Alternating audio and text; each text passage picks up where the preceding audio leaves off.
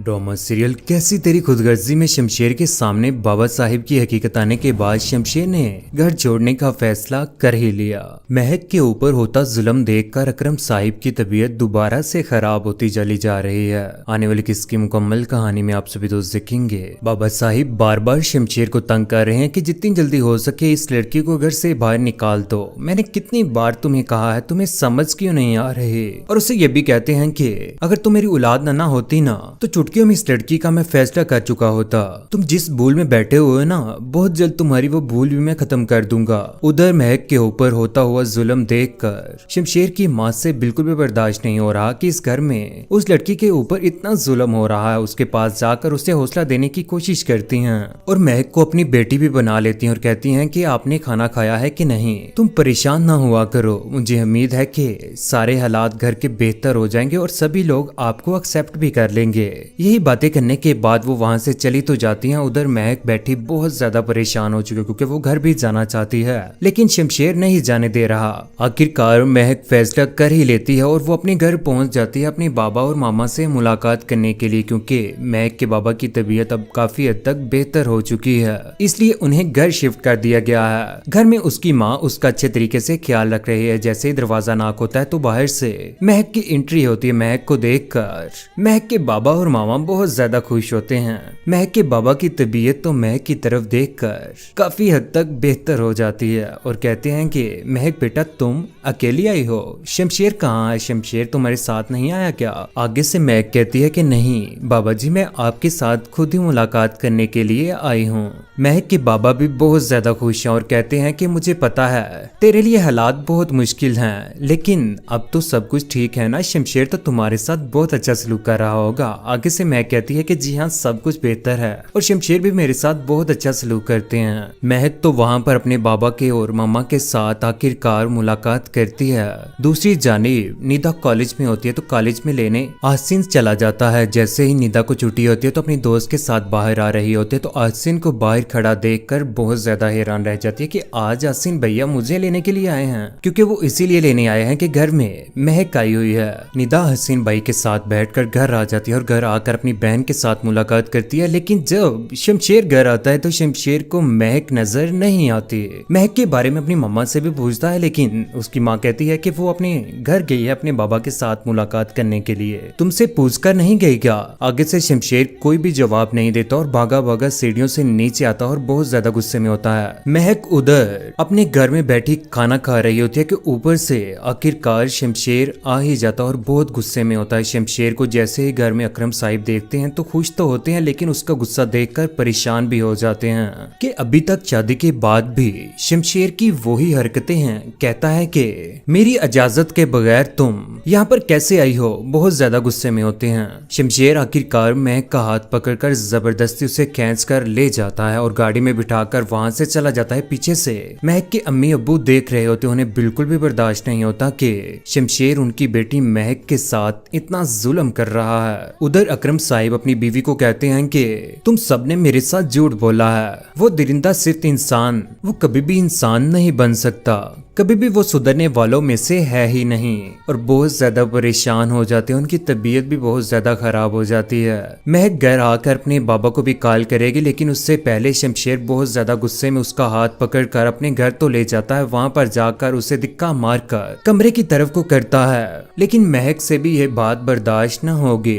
वो कहती है कि मैं एक गरीब बाप की बेटी हूँ, आप उस बाप के बेटे हैं जो जमीन पर खुदा बना बैठा है। और यहीं पर सारी की सारी हकीकत आखिरकार महक बता ही देती है और कहती है कि मेरे साथ जो कुछ भी हुआ आपके बाबा ने ही करवाया था, जो कुछ भी मेरे ऊपर जुल्म हुआ और मैं मरते मरते बच गई, इसका सारा का सारा कसूरवार आपके बाबा साहिब ही हैं। यहीं पर शमशेर कहता है कि तुम अपने माँ बाप के घर नहीं जाओगी, ये मेरा आखिरी फैसला है। आइंदा से मेरी बात के मुखालिफ चली आओ तो मुझसे बुरा कोई नहीं होगा। शमशेर के सामने सामने जब से हकीकत आई है उसके बाद तो वो कभी भी इस बार अपने बाबा साहिब को माफ करने वाला नहीं है।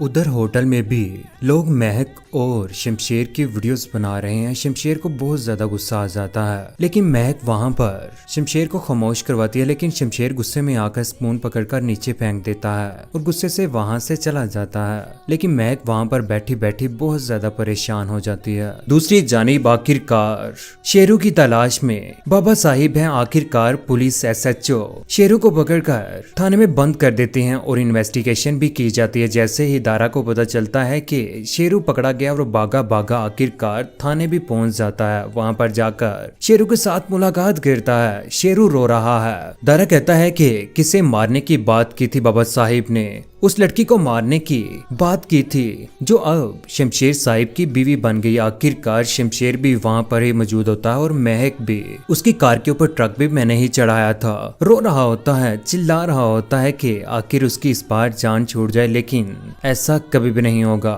शेरू कहता है कि मैंने सब कुछ मालिक साहिब के कहने के ऊपर ही किया था। मालिक ने जो मुझे कहा उनकी मैंने हर बात मानी। आखिरकार दारा जैसे ही वापिस आता है तो वहां पर शमशेर को पाता है। शमशेर बहुत ज्यादा गुस्से में होता है तो पीछे महक भी, क्योंकि महक तो परेशान हो चुकी है कि आखिरकार यही वो शेरू है जिसकी वजह से वो मरते मरते बची थी और खुदा का शुक्र अदा करती है। यहाँ से गुस्से से आखिरकार शमशेर घर वापस आ जाएगा और घर आकर अपने बाबा के ऊपर टूट पड़ेगा। कहेगा कि आपने ऐसा सोचा भी कैसे, आप मेरी खुशी के दुश्मन बने। आप चाहते ही नहीं थे कि जिंदगी में मैं खुश रहूं। यूं वक्त गुजरने के साथ साथ शमशेर फैसला कर लेगा कि वो घर छोड़कर चला जाएगा, लेकिन उसकी माँ महक को समझाएगी कि बेटा ऐसा कभी भी ना करना, मैं अपने बेटे के बगैर नहीं रह सकती। तुम ही हो जो मुझे मेरा बेटा इस घर में रखवा सकती हो। अगर तुम कहोगे ना शमशेर को, वो तुम्हारी हर बात मान लेगा।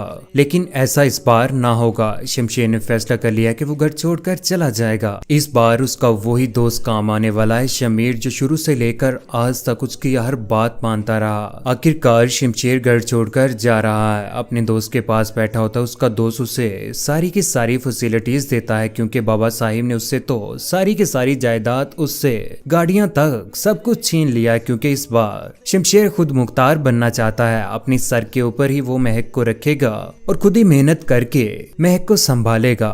आखिर कब तक? शमशेर के चले जाने के बाद उसकी माँ की तबीयत ठीक नहीं है, क्योंकि घर में ही शमशेर अपने ऊपर गन तान लेता है अपनी माँ के सामने ही। आखिरकार उसकी माँ ये सारा माजरा देखने के बाद वहीं पर बेहोश हो जाती है और उसे हॉस्पिटल भी लेकर जाया जाएगा। बाबा साहिब आखिरकार अपनी बीवी के गम में बहुत ज्यादा रोएंगे। जैसे ही एम्बुलेंस से निकाला जाता है तो वो इस दुनिया में नहीं रहते, क्योंकि शमशेर की माँ इस दुनिया में अब नहीं रहेगी।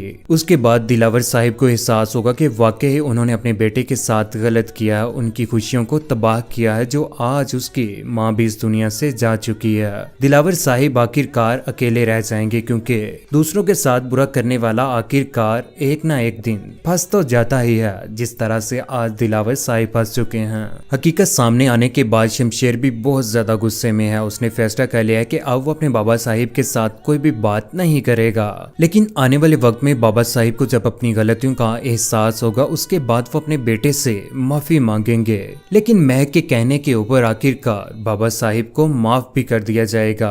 और आने वाले वक्त में शमशेर बहुत जल्द वलीमा भी करने वाला है। उसकी तैयारियां करने के लिए वो काफी मैरिज हॉल भी विजिट करता है। लेकिन कौन कौन चाहता है कि बाबा साहिब का बुरा अंजाम हो।